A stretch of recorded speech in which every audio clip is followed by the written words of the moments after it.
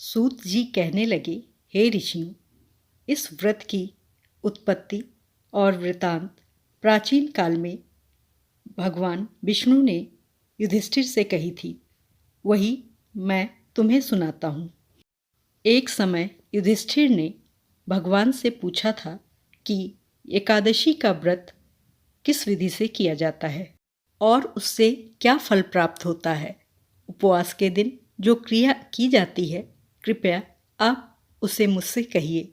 यह सुनकर भगवान श्री कृष्ण कहने लगे, हे युधिष्ठिर, मैं तुमसे एकादशी के महात्म्य का वर्णन करता हूँ, तुम ध्यान से सुनो। सर्वप्रथम हेमंत ऋतु में मार्गशीर्ष कृष्ण एकादशी से इस व्रत को प्रारंभ किया जाता है। दशमी को सायंकाल भोजन के बाद अच्छी तरह से दातून करें, जिससे भोजन के अंश मुंह में ना रह जाए। रात्रि को भोजन कदापि ना करें और ना अधिक बोलें। एकादशी के दिन सुबह 4 बजे उठकर सर्वप्रथम व्रत का संकल्प लें। इसके पश्चात शुद्ध जल से स्नान करके पवित्र हो जाए। व्रत रखने वाला चोर, पाखंडी, मिथ्याभाषी, निंदक, पर स्त्रीगामी तथा अन्य किसी भी प्रकार के पापी से बात बिल्कुल भी ना करे। स्नान के पश्चात धूप, दीप, नैवेद्य आदि से भगवान का पूजन करें और रात में दीपदान करें। रात में सोना या प्रसंग नहीं करना चाहिए। पूरी रात भजन, कीर्तन आदि करके व्यस्त रहें। जो कुछ पाप पहले जाने अनजाने में हो गए हों, उनके लिए क्षमा मांगनी चाहिए। धर्मात्मा पुरुषों को कृष्ण पक्ष तथा शुक्ल पक्ष की एकादशियों को समान समझना चाहिए। जो मनुष्य ऊपर लिखी विधि के अनुसार एकादशी का व्रत करते हैं, उन्हें शंखोद्धार तीर्थ में स्नान करके भगवान का दर्शन करने से जो लाभ प्राप्त होता है, वह एकादशी व्रत के 16वें भाग के समान भी नहीं है। व्यतिपात के दिन दान देने का लाख गुना लाभ होता है। संक्रांति से 4 गुना तथा चंद्र ग्रहण और सूर्य ग्रहण में स्नान करने के बाद दान करने से जो लाभ प्राप्त होता है, वही लाभ एकादशी का व्रत रखने से होता है। अश्वमेघ यज्ञ करने से 100 गुना तथा 1 लाख तपस्वियों को भोजन कराने से 10 गुना लाभ प्राप्त होता है। 10 ब्राह्मणों अथवा 100 ब्रह्मचारियों को भोजन कराने से 1000 गुना पुण्य भूमिदान से होता है। उससे 1000 गुना पुण्य कन्यादान से प्राप्त होता है। इससे भी 10 गुना पुण्य विद्यादान से होता है। विद्यादान से भी 100 गुना पुण्य भूखे को भोजन कराने से होता है।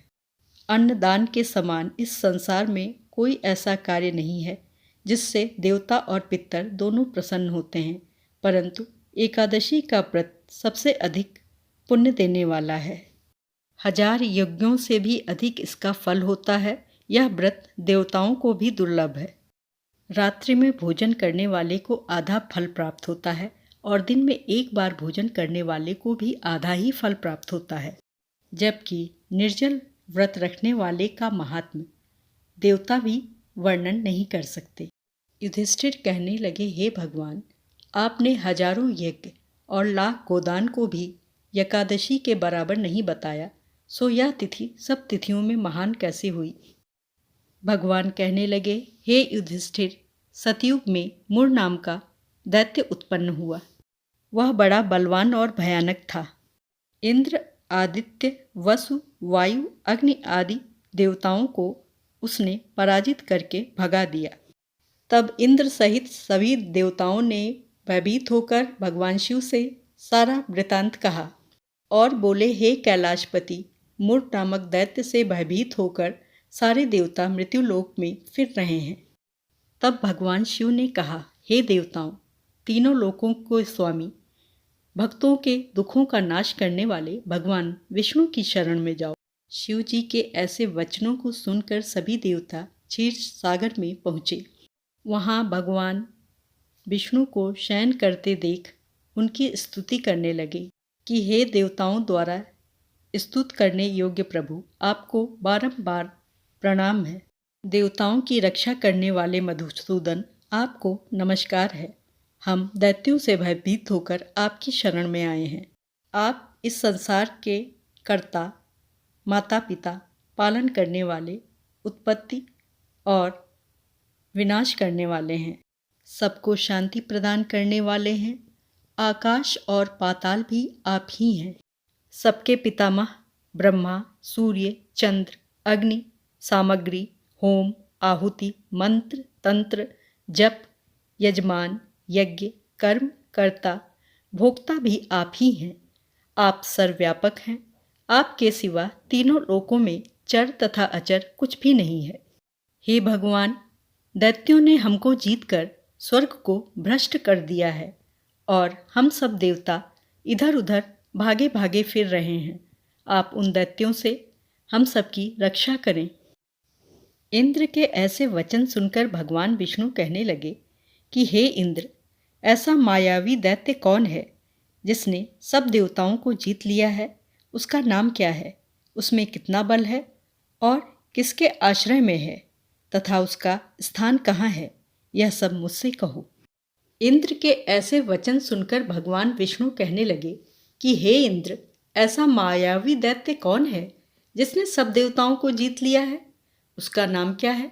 उसमें कितना बल है और किसके आश्रय में है तथा उसका स्थान कहाँ है? यह सब मुझसे कहो। भगवान के ऐसे वचन सुनकर इंद्र बोले, भगवान, प्राचीन समय में एक नाड़ी जंग नामक राक्षस थे।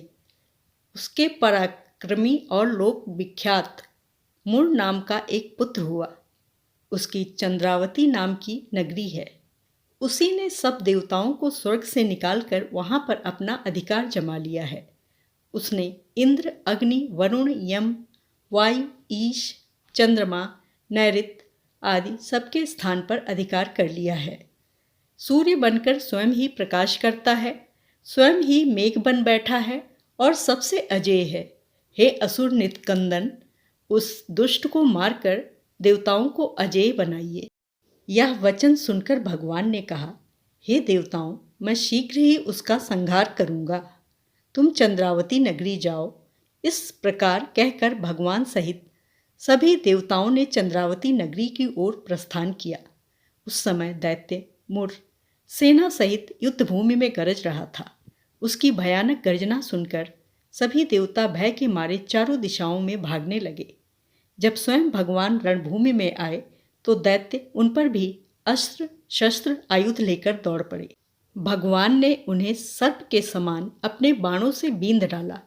बहुत से दैत्य मारे गए, केवल मूर बचा रहा। वह अविचल भाव से भगवान के साथ युद्ध करता रहा। भगवान जो भी तीक्ष्ण बाण चलाते वह उसके लिए पुष्प सिद्ध होता। उसका शरीर छिन्न भिन्न हो गया, किंतु वह लगातार युद्ध करता रहा। दोनों के बीच मल्ल युद्ध भी हुआ। 10,000 वर्ष तक उनका युद्ध चलता रहा, किंतु मूर नहीं हारा। थक कर भगवान बद्रिकाश्रम चले गए। वहाँ हेमोती नामक सुंदर गुफा थी। उसमें विश्राम करने के लिए भगवान उसके अंदर प्रवेश कर गए। यह गुफा 12 योजन लंबी थी और उसका एक ही द्वार था। विष्णु भगवान वहाँ योग निद्रा की गोद में सो गए। मूर भी पीछे पीछे आ गया और भगवान को सोया देखकर मारने को उद्यत हुआ। तभी भगवान ने शरीर से उज्ज्वल कांतिमय रूप वाली देवी प्रकट हुई। देवी ने राक्षस मूर को ललकारा, युद्ध किया और उसे तत्काल मौत के घाट उतार दिया। श्रीहरि जब योग निद्रा की गोद से उठे तो सब बातों को जानकर उस देवी से कहा कि आपका जन्म एकादशी के दिन हुआ है, अतः आप उत्पन्ना एकादशी के नाम से पूजित होंगी। आपके भक्त वही होंगे जो मेरे भक्त हैं। जय श्री हरि। मित्रों, कृपया वीडियो को लाइक, शेयर और कमेंट अवश्य करें।